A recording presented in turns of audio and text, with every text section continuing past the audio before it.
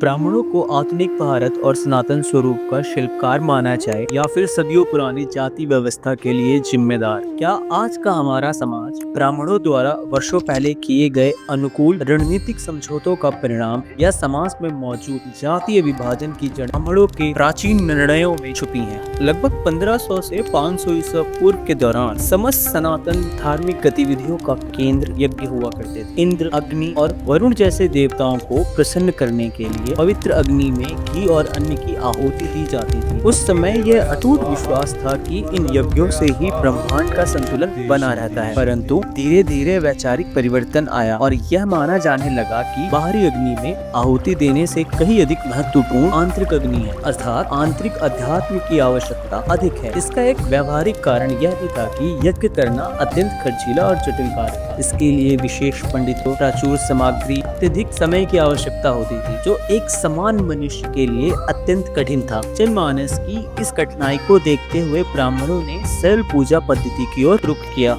उदाहरणतः भगवान शिव की पूजा अत्यंत सुलभ हो गई, जिन्हें मात्र एक लोटा जल और बेल पत्र से प्रसन्न किया जा सकता था। यद्यपि वैदिक देवता जैसे वायु, अग्नि, जल अस्तित्व में तो थे, किंतु वे अमूर्त थे, उनका कोई साकार रूप नहीं था। इसके विपरीत शिव, विष्णु और देवी के पौराणिक स्वरूपों और मूर्तियों ने लोगों को ईश्वर से जुड़ने के लिए एक चेहरा और प्रेरणादायक कहानियां प्रदान करी। ऐतिहासिक दृष्टि से देखें तो मौर्य और कुषाण काल के दौरान जब बौद्ध और जैन धर्म में भगवान बुद्ध और तीर्थकारों की मूर्तियां बनाई जाने लगी, तब अपनी परंपरा को एक नई पहचान देने के लिए सनातन धर्म में भी भव्य मंदिरों और उत्कृष्ट मूर्तिकला को अपनाया गया। इसका उद्देश्य धर्म की जड़ों को समाज में अधिक गहरा, व्यापक और स्थायी बनाना था। ब्राह्मणों ने ऐसी अनेक विचारधाराओं और पूजा पद्धतियों को सनातन धर्म में आत्मसात किया, जिन्हें संभवतः पहले मलिच्छ या बाहरी माना जाता था।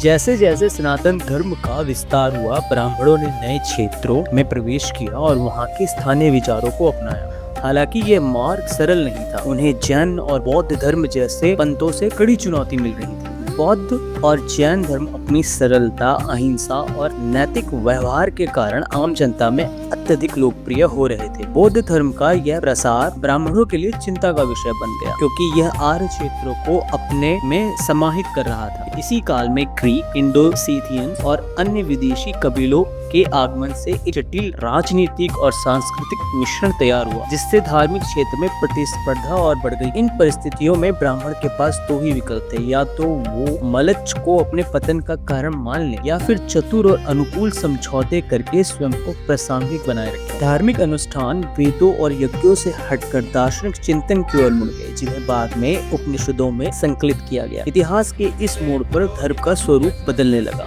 इंद्र और अग्नि जैसे वैदिक देवताओं का स्थान अब अधिक शक्तिशाली और प्रभावशाली पौराणिक देवताओं ने ले लिया। ब्राह्मणों ने अत्यंत रणनीतिक ढंग से इन देवताओं को प्रस्तुत किया ताकि बौद्ध और जैन धर्म का प्रभावी मुकाबला किया जा सके। इन विचारों को महाकाव्यों जैसे महाभारत के माध्यम से जनता तक पहुंचाया गया। 17वीं शताब्दी तक आते आते सनातन धर्म ने अपनी प्राचीन वैदिक पहचान के स्थान पर एक नया पौराणिक स्वरूप ले लिया। ब्राह्मणों ने इन परंपराओं को संस्कृत ग्रंथों के रूप में व्यवस्थित किया, जिन्हें पुराण कहा गया।